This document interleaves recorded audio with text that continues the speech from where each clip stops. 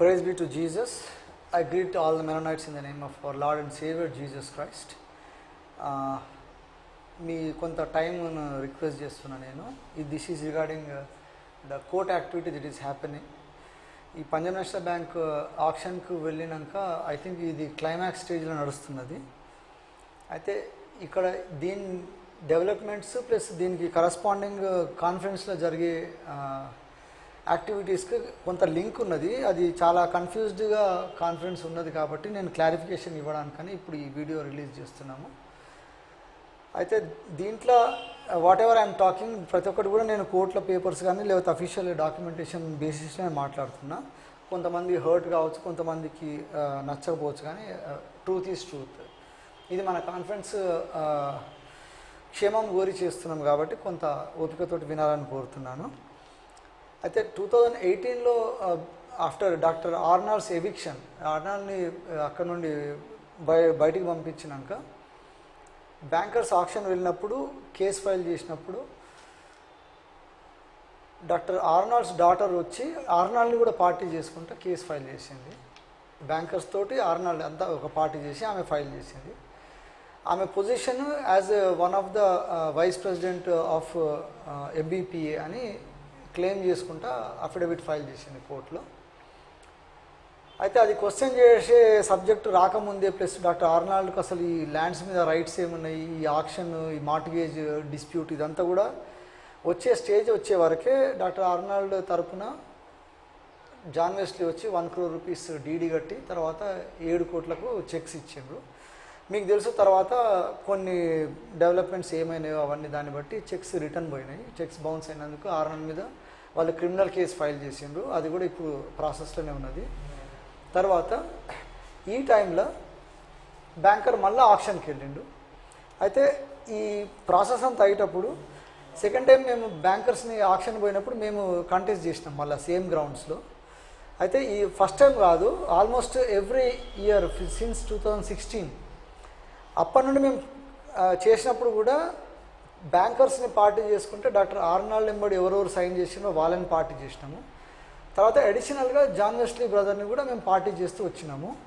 I'm taking names because ఎందుకంటే కాన్ఫరెన్స్లో clarity ఉండాలని, తప్పకుండా పర్సనల్ ఏం కాదు ఇది. అయితే ఎందుకంటే almost all the mischief that is doctor Arnold is doing, దాని వెనుక John Wesley brother full support ఉన్నది. అయితే మధ్యలో తర్వాత ఈ 2018లో చెక్స్ రిటర్న్ అయినాక డైనమిక్స్ మొత్తం చేంజ్ అయినాయి. అంతవరకు పవర్ ఆర్నాల్డ్ చేతిలో ఉన్నది కాబట్టి స్టేబుల్గా ఉన్నది అని నా గెస్ అది. అంతవరకు వీళ్ళు ఎప్పుడు యాక్టివ్గా చర్చెస్ అడ్మినిస్ట్రేషన్లో దీంట్లో ఇన్వాల్వ్ కాలేదు. తర్వాత చెక్స్ రిటర్న్ అయినాక డాక్టర్ ఆర్నాల్డ్ వాళ్ళ ఫ్యామిలీలో ఏం ప్రాబ్లం అయిందో తెలియదు, కానీ మొత్తానికి these people came out and ఇప్పుడు కాన్ఫరెన్స్ అంతా కూడా మళ్ళీ ఒకటి చేద్దామని, లేకపోతే కాన్ఫరెన్స్లో ఇంకొకటి సెటప్ చేద్దామని మేలుకొలుపు సభ అనేది పెట్టి మళ్ళీ ఇంకొక జీసీ అన్నట్టు ఒక రాంగ్ ఇంప్రెషన్ అంతా ఇచ్చి పబ్లిక్ని కన్ఫ్యూజ్ చేసిండ్రు.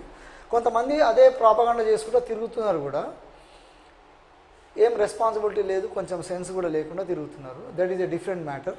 అది క్లారిఫై చేస్తారు దీని తర్వాత.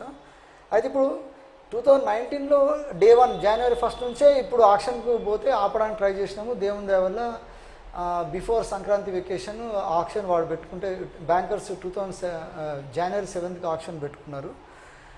So with a lot of effort అది ఆక్షన్ని ఫైనలైజ్ కాకుండా ఆర్డర్ తెచ్చినాము. తర్వాత వెకేషన్ అయిపోయాక మళ్ళీ రెజ్యూమ్ అయింది కోర్టు మళ్ళీ కాల్ ఫర్ చేసినాక ఆఫ్టర్ వెకేషన్ ఈ కేసులో ఆక్షన్లో కొన్న వాళ్ళు ఇంప్లీడ్ అయినరు. సో వాళ్ళు ఇంప్లీడ్గా అయ్యి మళ్ళీ మేము ఆక్షన్లో కొన్నాం కాబట్టి వీళ్ళకు అంటే మా ఆక్షన్లో ఎవరెవరు కొన్నారు, ఎంత పెద్ద గ్రూప్స్ కొన్నారు, అదంతా వేరే సబ్జెక్ట్ మ్యాటర్. సరే ఎవరైతే మనకేంది, కానీ కొన్నాక ఈ ఆక్షన్ని ఆపడానికి వచ్చిన లెజిటిమసీ ఏంది అనేది ఒక మెయిన్ క్వశ్చన్ లాగా ఈ కేసు అంతా కూడా ఆ ఫోకల్ పాయింట్కి తెస్తున్నారు అన్నమాట. సో వాళ్ళు కేసు వేయడం అనేది యాక్చువల్గా ఎవరైనా లీగల్ టర్మ్స్లో usually no advocate will suggest. ఎందుకంటే చర్చి మ్యాటర్ బ్యాంకర్స్ తోటి ఆక్షన్ అయింది, మార్టిగేజ్ ఇల్లీగల్ అది మాట్లాడుతున్నాము. ఆక్షన్లో ఎవరు గెలిచినా వాళ్ళకి ఈ చర్చ్ ఇష్యూస్లో సంబంధం లేదు, బట్ ఇంటర్ఫియర్ అయ్యిండ్రు. ఏంది డైల్యూట్ అయిపోతుందని జనరల్ ఇన్ఫరెన్స్ అనమాట. మనకి ఏమర్థమవుతుందంటే ఈ కేసుని నీరుగార్చడానికి ఇటువంటి ఇంటర్ఫియరెన్స్ ఉంటుంది. బట్ స్టిల్ ఎవరి ఇంట్రెస్ట్ ఎవరి ప్రయారిటీస్ వాళ్ళకు ఉన్నాయి, వాళ్ళని మనం ఆపడానికి లేదు. కానీ ఇదే టైంలో డాక్టర్ ఆర్నాల్డ్స్ డాటర్ మళ్ళీ ఒకసారి వచ్చింది, మళ్ళీ కేసు ఫైల్ చేసింది. ఆమె ఇంకో సపరేట్ రిట్ పిటిషన్ ఫైల్ చేసింది. మళ్ళీ సేమ్ ఇట్నే ఎంబీపీఏలో ఆమె ఏదో ఆఫీస్ బేరర్ అన్నట్టు చేసి మళ్ళీ ఈసారి డాక్టర్ ఆర్నాల్డ్ని పార్టీ చేయకుండా ఓన్లీ బ్యాంకర్స్ని పార్టీ చేసి ఆ కేసు ఫైల్ చేసిన రిట్ పిటిషన్ నంబర్ 1230 ఆఫ్ 2019. అయితే దీంట్లో కొత్తగా ఏం రిలీజ్ చేసిందంటే information, I just read out.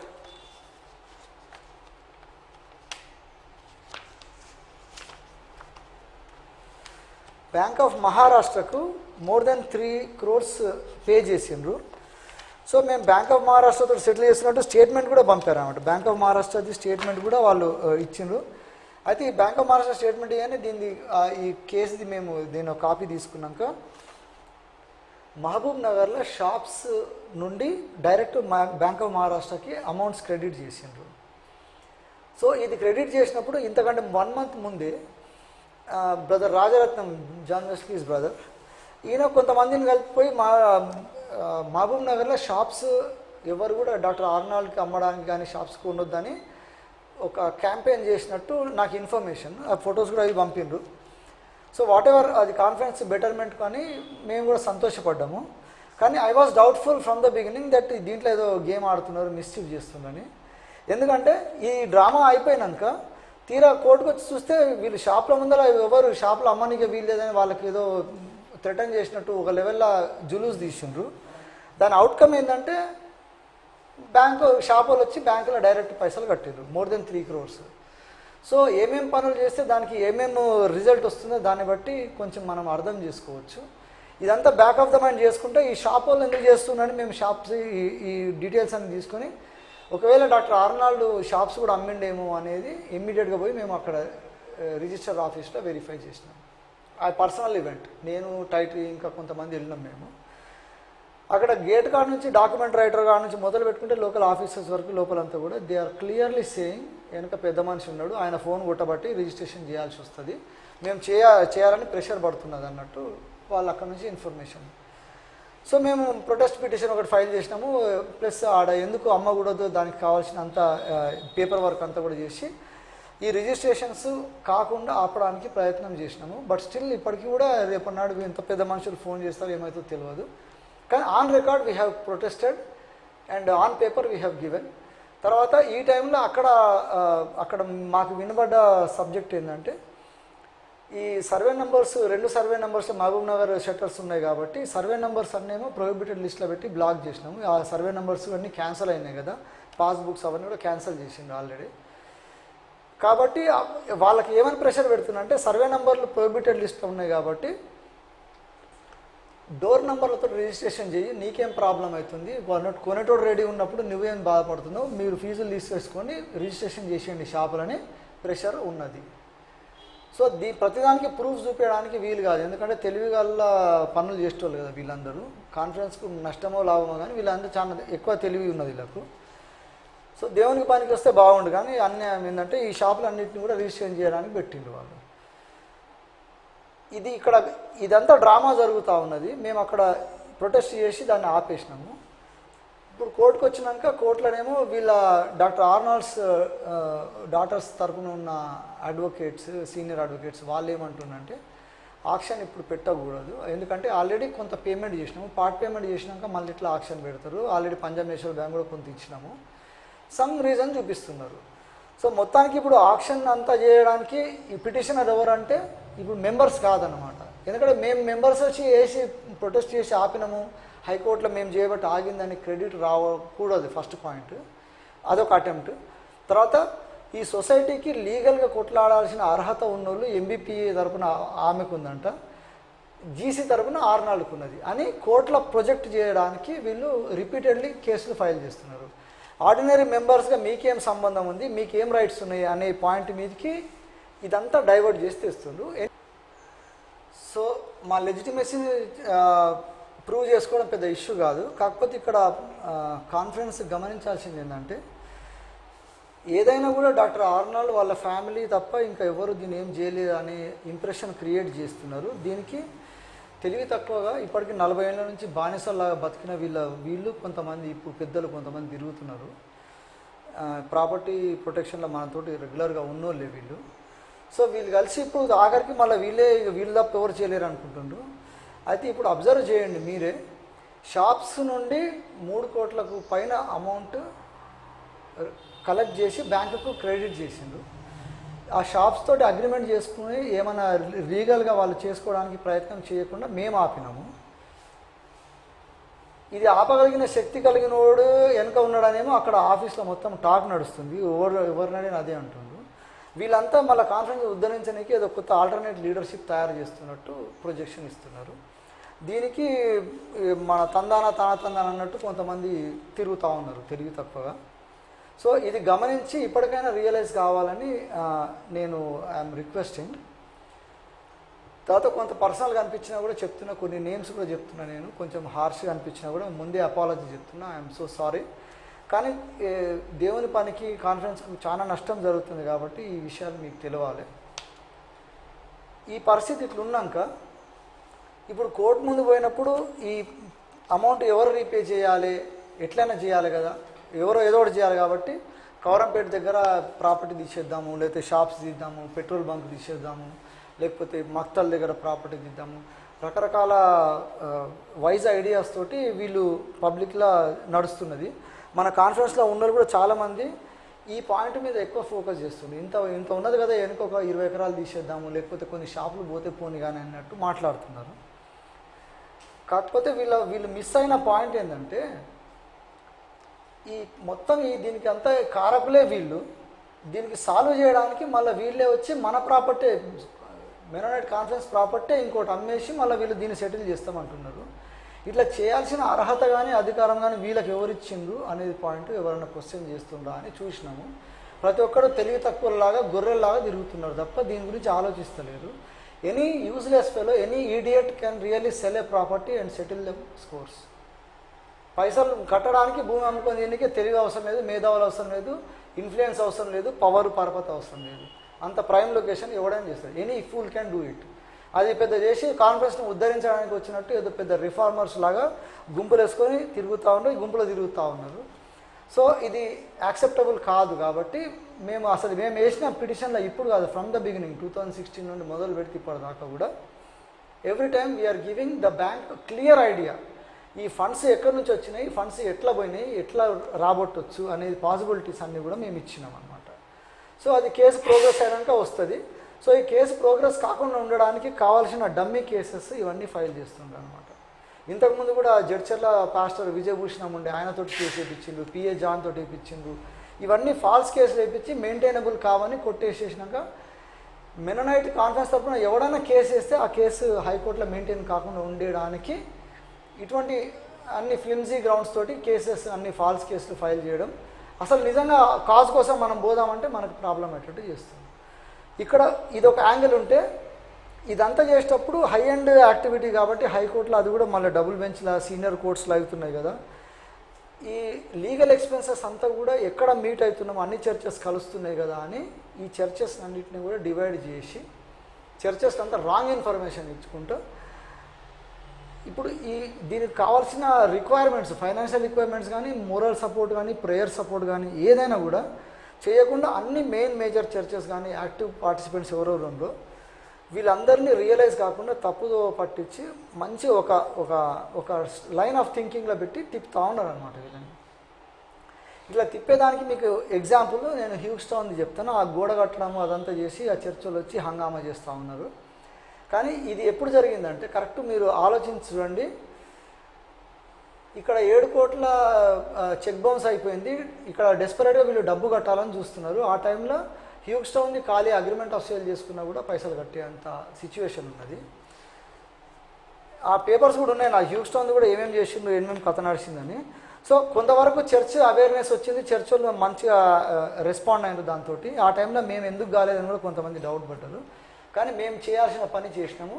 మేము ఏం చేసినాం అనేది ఆ హ్యూస్టన్ ల్యాండ్ కొందామని వచ్చిన వాళ్ళకి అర్థమైంది, పబ్లిక్ అంత అర్థం కాలేదు. కాకపోతే పబ్లిక్లో డ్రామాలు, నుమాయిషు, ఎక్కువ యాక్టివిటీ చేసేలాగా కనిపించింది కొంతమంది. దట్స్ ఓకే, అదేం ఇది లేదు.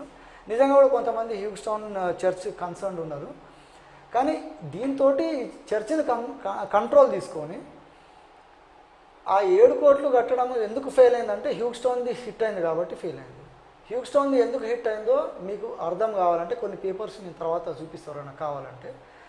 అక్కడ చర్చ్ వాళ్ళు మున్సిపల్ ఆఫీస్ నుంచి పర్మిషన్ లేదని తెచ్చిన అదొక ఫ్యాక్టర్ ఉంది. ఆ ఫ్యాక్టర్ పెద్ద ఇష్యూ కాకుండా బయ్యర్స్ ఎంత పెద్దోళ్ళు ఉన్నారంటే వాళ్ళు కొనుక్కోవడానికి అది పెద్ద ఇష్యూ కాకపోతుండే. వాళ్ళు వచ్చి వాళ్ళు కొనకుండా ఉండడానికి వేరే ఇంకోటి చేసినాం విత్ ఫొటోస్ ఉన్నాయి అది.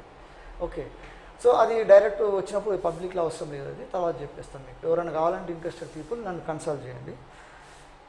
సో ఈ హ్యూస్టన్ది ఒక దిక్కు హ్యూస్టన్ చేతులు పెట్టి ఒక దిక్కు నుంచి జెరూసలేం రిలీజ్ చేసుకునే ప్రాసెస్ వీళ్ళు ఆలోచించారు. సో మెరనైట్లో ఏదైనా ప్రాపర్టీ తీసేసి జెరూసలేం ప్రొటెక్ట్ చేసుకున్నామంటే మళ్ళీ వాపసు డాక్టర్ ఆర్నాల్డ్ అక్కడికి పోవచ్చు, మళ్ళీ ఫ్యామిలీ అంతా కలిసి ఎప్పటిలాగా కంట్రోల్ చేయొచ్చు అనుకుంటున్నాను. సో ఏ రోజు ఆర్నాల్డ్ జెరూసలేం నుంచి బయటపడ్డాడో ఆ రోజు నుంచి ఆల్టర్నేట్ లీడర్షిప్ కొరకు ఈ డాక్టర్ ఆర్నాల్డ్ వాళ్ళ బామ్మర్దులు పెద్ద ఎత్తున యాక్టివ్ అయ్యారు. సో ఈ మోటివ్ నాది రాంగ్ అయితే నేను చాలా సంతోషపడతా. ఎందుకంటే ఈ యాక్టివ్ అయిన ప్రొసీజర్ చూస్తే నాకు డౌట్ వచ్చింది. అందుకనే నేను ఫ్రమ్ ద బిగినింగ్ మా కమిటీ వాళ్ళు మేమందరం కూడా వీళ్ళు ఎందుకు క్వశ్చన్ చేస్తున్నాం టార్గెట్ చేసి అంటే 2-3 అక్రమాలు చెప్తా. వీళ్ళు దాన్ని ఎప్పుడు సైలెంట్గానే ఉన్నారు, లాస్ట్కి వచ్చి ఇప్పుడు డైలాగులు మాట్లాడుతుండ్రు. డాక్టర్ ఆర్నాల్డ్ వైఫ్ని ఆమె చనిపోతే తీసి అక్కడ డాక్టర్ ఆర్నాల్డ్ వాళ్ళ ఫ్యామిలీ ట్రస్ట్ పెరుమల ట్రస్ట్ ఏదో పెట్టుకుని ఆ బంగ్లా చుట్టూ ల్యాండ్ కొట్టేద్దామని వాళ్ళ ప్లాన్లో వాళ్ళు ఉన్నారు. సమాధి తీసుకుపోయి బంగ్లా పక్కలో పెడుతున్నారు. That is very very very wrong. ఒక క్రిస్టియన్గా చేసే భయంకరమైన మిస్టేక్ అది. అసలు ఏ మిషనరీలు కానీ మొత్తం మెరనైట్ ఎంత ఫౌండర్ పాయనీర్స్ ఉన్నా కూడా ఎవరు ఏది చేయలేదు. ఇక్కడ కాదు, ఏ దేశంలో కానీ ఎవరు కూడా ఏ కమ్యూనిటీలో కానీ సమాధులు తెచ్చి మనుషుల మధ్యలో పెట్టుకోరు. అటువంటి బేవకూఫ్ పని డాక్టర్ ఆర్నాల్డ్ చేస్తుంటే దానికి సపోర్ట్ చేసింది వీళ్ళ బావమర్దులు ఇద్దరు. మేము ప్రొటెస్ట్ చేసినాము, కలెక్టర్ ఆఫీస్ నుంచి ఇనిషియల్స్ పెట్టి పంపించారు, ఎంఆర్ఓ వచ్చి దాన్ని ఆపడానికి ప్రయత్నం చేసిండు. పోలీస్కి కంప్లైంట్ చేసినాం, పోలీసు వాళ్ళు కూడా వచ్చిండు. కానీ వీళ్ళందరికీ పైనుంచి ఫోన్లు వచ్చినాయి. క్లియర్లీ మాకే చెప్పింది యాక్షన్ తీసుకోవడానికి లేదు సార్, పైనుంచి మాకు ప్రెషర్ పడుతున్నారు. సో ఒక పద్ధతిగా మేనేజ్ చేసేది లేదు. మెరనైట్ వాళ్ళకి నేను ఇప్పుడు ఇదే చెప్తున్నా, మన కాన్ఫరెన్స్ వాళ్ళకు 40 సంవత్సరాలు ఒక పద్ధతి లేకుండా ఆర్నాల్డ్ నడిపిండని ప్రతి ఒక్కరు పెద్ద పెద్ద మాటలు మాట్లాడతారు. ఏ పద్ధతి లేకుండా ఇటువంటివి చేస్తుంటే దీనికి ఎవరు సపోర్ట్ చేయడు.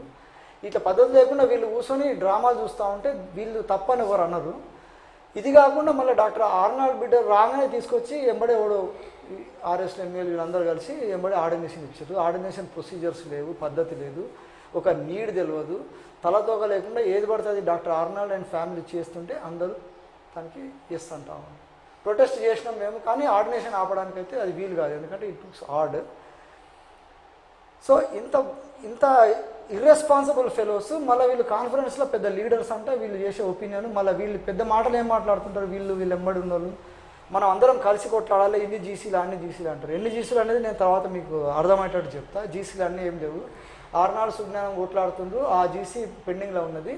అప్పుడు కంట్రోల్ చేసి మెరనైట్ని కాపాడడానికి అడ్హాక్ కమిటీ ఫామ్ చేసినాము, as per societies act, as per our constitution.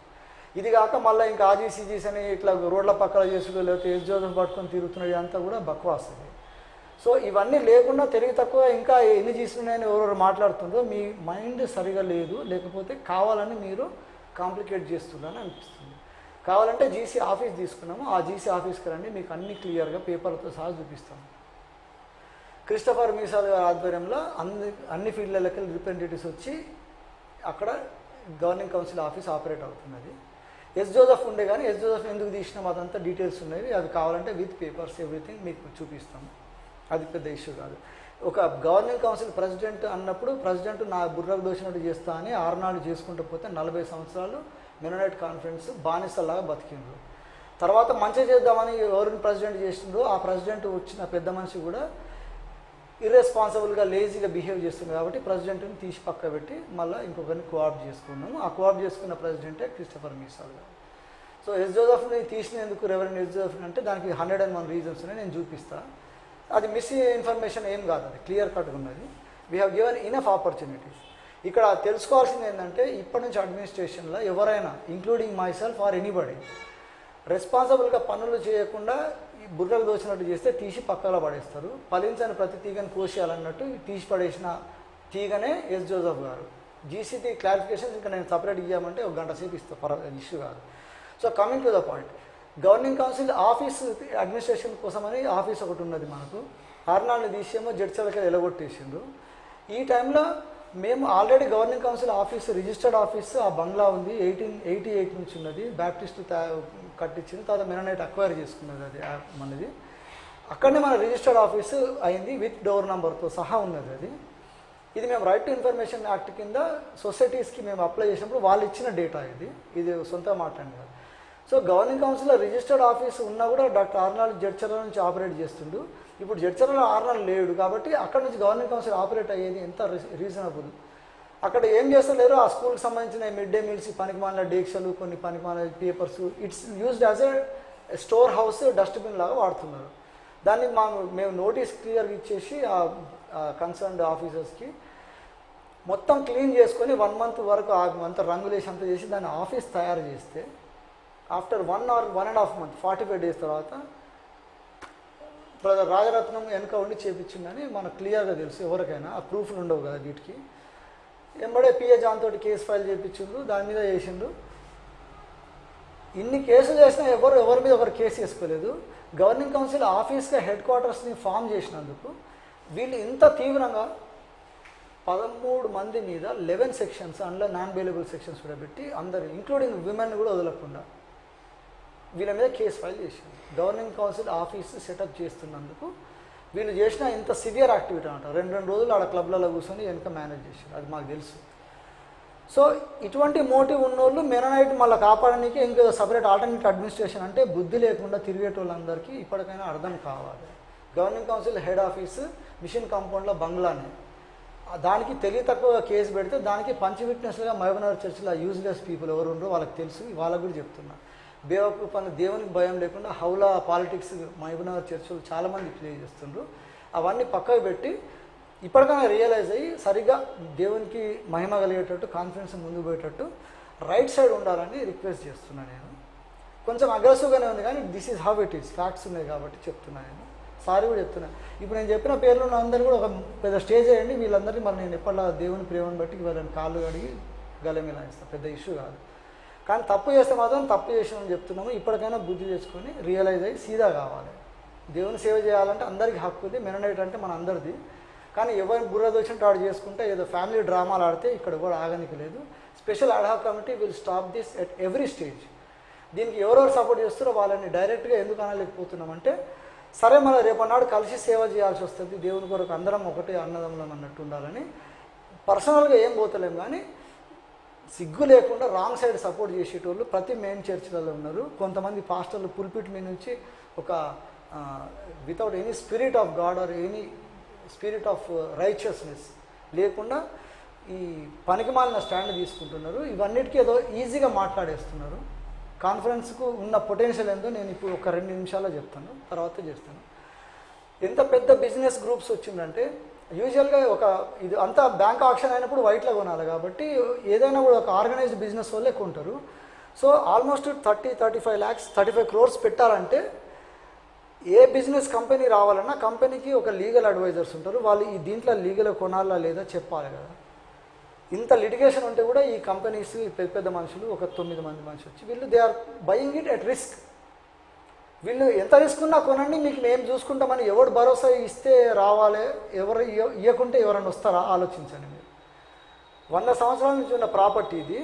ఇటువంటి క్రిస్టియన్ ప్రాపర్టీని, ఇటువంటి లిటిగేషన్ ఉన్న ప్రాపర్టీకి ఈ టైటిల్ డీడ్స్ దీనికి ఉన్నాయన్నీ కూడా క్యాన్సల్ చేసినారు. దీనికి ఒక టైటిల్ లేదు. ఎందుకంటే టైటిల్ ఉంటే ఆర్నాల్డ్ ఇప్పటికల్లా ఎప్పుడో వెనక 20 ఎకరాలు అమ్మేస్తుండే. అసలు ఇప్పటిదాకా రాదు, ఈ ఆక్షన్ పెట్టినాక రాకపోతుంది. ఆర్నాల్డ్కు టైటిల్ లేకనే ఇన్ని రోజులు ఆగింది అది. అటువంటి టైటిల్ లేని ప్రాపర్టీని కూడా ఆక్షన్లో ఎన్ని కోట్లు పెట్టి వైట్లో కొందాం అనుకుంటుంది. ఎందుకంటే దీని వెనుక ఎవరు మోటివేట్ చేస్తుండో మీరు ఆలోచించండి. ఇప్పటికైనా కాన్ఫరెన్స్ పక్షాన ఎవరు ఉంటుండ్రో, డ్రామాలు ఆడుకుంటే కాన్ఫరెన్స్లో భూములు అమ్మగా తినడానికి ఎవడు హెల్ప్ చేస్తుండో చూడండి. సో ఇప్పుడు బ్యాంకు నుంచి ఆక్షన్లో కొనాలని వీళ్ళు వచ్చింది కదా. ఇక్కడ నేను సిన్స్ ఐఎమ్ ఆల్సో అంటే బిజినెస్ యాక్టివిటీస్ ప్రొసీజర్స్ తెలుసు కాబట్టి చెప్తున్నా. Global international wealth management, wealth advisory companies ఉన్నాయి కొన్ని. మార్గన్ స్టాన్లీ ఉన్నది, తర్వాత కుష్మాన్ అండ్ వ్యాక్ఫీల్డ్ అని ఉన్నది. వాళ్ళైతే ఇంటర్నేషనల్ రియల్ ఎస్టేట్ అడ్వైజర్స్ వాళ్ళు. ఇంకా చాలామంది, నేను ఎవరైనా ఇంట్రెస్ట్ ఉంటే చెప్తాను నేను. ఇటువంటి పెద్ద కంపెనీస్ ఇంటర్నేషనల్ లెవెల్లో ఇన్వెస్ట్ చేసే వాళ్ళందరికీ కూడా వాళ్ళు డబ్బు ఎక్కడ పెట్టాలి వరల్డ్ మొత్తంలో అని వాళ్ళు అడ్వైజ్ ఇస్తుంటారు. That is their job. వాళ్ళు హైదరాబాద్ టు బెంగళూరు హైవే మీద హై పొటెన్షియల్ ఏరియా అని వీళ్ళందరూ సజెస్ట్ చేస్తూ ఉన్నారు. గవర్నమెంట్ ఆఫ్ తెలంగాణ కూడా ఆల్రెడీ 19,000 acres ఫార్మర్ పార్క్ అని తీసుకున్నారు. ఒక హాలీవుడ్ బేస్డ్ ఫిల్మ్ కంపెనీ వాళ్ళు almost they are going to set up big film industry and on par with Ramoji film సిటీని కాంపిటీషన్లో వచ్చే లెవెల్లో అది వర్కౌట్ అవుతున్నది. యాపిల్ కంప్యూటర్స్ వాళ్ళు కూడా they are trying to have an overseas campus which will be very big. ఇట్లా ఎన్ని పొటెన్షియల్ ఏరియాస్ ఏరోనాటిక్స్ వచ్చినాయి. ఈ బెల్ట్ అంతా కూడా డెవలప్ అవుతూ ఉంది. ఈ శ్రీశైలం అండ్ బెంగళూరు హైవే మధ్యలో ఉన్న పాకెట్ ఆఫ్ ల్యాండ్, ఈ ప్రాపర్టీ ఈజీగా అనదర్ 5 yearsలో 3 times పెరిగేటట్టు ఉన్నది పొటెన్షియల్. ఇప్పుడు మామూలుగా వాళ్ళు బ్యాంకర్స్ ఎస్టిమేట్ చేస్తేనే 80 కోట్ల దాకా ఏదో రాస్తున్నారు. యాక్చువల్గా మార్కెట్ పోతే more than 100 crores ఉంటుంది. ఇది కమింగ్ 5 yearsలో it is going to be easily about 200-250 crores property అయ్యే పొటెన్షియల్ ఉన్న ఏరియా ఇది. ఇక్కడ మనం మెనోనైట్ వాళ్ళు ఈ ప్రాపర్టీని ఆపితే 150 కోట్లు 100 కోట్ల బెనిఫిట్ అవుతుంది కాన్ఫరెన్స్కి. అంత వాల్యూ ఎడిషన్ అవుతుంది. ఇది ప్రొటెక్ట్ చేయడానికి ఎవరెవరు ముందుకు రావాలో ఆ చర్చెస్ కానీ ఆ పొటెన్షియల్ పీపుల్ అందరినీ కూడా మిస్లీడ్ చేసుకుంటా ఒక క్యాంపెయిన్ నడుస్తూ ఉన్నది. ఈవెన్ మెయిన్ లైన్ చర్చెస్ కూడా దండాలు వేసి దండాలు పెడుతున్నారు. యేసుప్రభుని నమ్ముతుండా లేకపోతే బుద్ధి లేకుండా ఈ లోకాధికారుల దిక్కు చూస్తున్నారా మీరే ఆలోచించుకోండి. తప్పకుండా this is satanic work and this is done to stop the good work that is going to happen in future. ఈ మెడికల్ సెంటర్ ద్వారా ఇది ప్రొటెక్ట్ చేసినాక ఇక్కడ జరిగే సేవ దాంతో అయ్యే పొటెన్షియల్ ఎంత ఉన్నదంటే స్పిరిచువల్గా కానీ యాక్టివిటీ వైజ్ దీని గురించి ముందు ఇది ఆపడానికి ట్రై చేస్తున్నాం. అందుకని అన్ని విధాలు ట్రై చేస్తుంటాం. మేము అన్ని విధాలుగా ఏమైనా కానీ ఎవరేమన్నా కూడా రకరకాల కొన్ని తెలివి తక్కువ కామెంట్లు చేస్తున్నారు. ఫైనాన్షియల్ అకౌంటబిలిటీ అని, ఈ అకౌంటబిలిటీ అన్నీ మేము బిజినెస్ మేనేజ్మెంట్ చేసినాము, అన్నీ తెలుసు, దేవుని భయంతో చేస్తున్నాం. ప్రతిదానికి ఉన్నది కానీ వీళ్ళు అకౌంట్స్ దగ్గరికి వచ్చేవాడు చూడాడు, బయట చెప్పుకుంటూ తిరుగుతూ ఉంటారు. ఈ అకౌంటబిలిటీ అడిగే ఈ రాస్కెల్సే ఏం చేస్తారంటే ఆ షాప్లోకి ఎవ్రీ మంత్ వచ్చే రెంట్స్ అన్ని పోయి ఏం చేస్తున్నారు, ఆ అకౌంటబిలిటీ ఏమైంది, ఏ పాస్టర్కి బెనిఫిట్ చేస్తారు, దాని ఏమైంది, ఈ ప్రశ్నలు అడగడానికే వీలు కాదు, చేత కాదు. ఎందుకంటే వీళ్ళు బూట్ లిక్కర్స్ అనమాట. బూట్లు నాకు బతుకుతుండ్రు, యేసుబాబు రక్షణలోకి ఎట్లా వచ్చిందో రాలేదో అదంతా దేవుని న్యాయం పీఠం ముందర బయటకు వస్తుంది. But I'm so sorry, but ఈ మెననైట్ కాన్ఫరెన్స్కు డ్యామేజ్ చేయడము, సేవ ముందుకు పోడకుండా ఆపడము, చర్చెస్ని కూడా పనికిమాలిన చర్చిలుగా తయారు చేయడానికి వీళ్ళు లేనిపోని చర్చిలో ఎక్కడ లేని రూల్స్ అన్నీ ఈ యాక్టివిటీస్ చేద్దామన్నప్పుడే బయటకు చేస్తారు అన్నమాట. పనికిమాలిన మీటింగ్లకు ఫంక్షన్లకు వీటికి దేనికైనా లక్షల ఖర్చు పెట్టగలుగుతారు. ఈ ప్రాపర్టీ ప్రొటెక్ట్ చేయాలంటే కోర్టు కేసులకు మనం ఎందుకు పైసలు ఇవ్వాలి అంటే ఏమన్నా తెలివి ఉన్న మాటలేనా ఇవి? ఇటువంటి వాళ్ళు మీరు సంఘాలలో పెద్ద మనుషులా చలమా అవుతుంది. Shame on you people. దేవుని భయం లేకుండా ఎవడు పడతాడు, ఒళ్ళు పెరిగి వయసు పెరగానే పెద్దోళ్ళు అయిపోయింది, కానీ బుద్ధి లేదు, కొంచెం దేవుని ఆత్మ భయము రోషము ఏం లేని వాళ్ళు కాన్ఫరెన్స్లలో ఆ తరం పోతే పోని కనీసం అట్లీస్ట్ యూత్ అన్నా మనకు మంచిగా పనికి వస్తారు, దేవునితో మంచి పనులు చేయొచ్చని యూత్ కాన్ఫరెన్స్ పెట్టినాము. ఎంత మంచిగా అయిందో అక్కడికి వచ్చిన వాళ్ళందరికీ తెలుసు.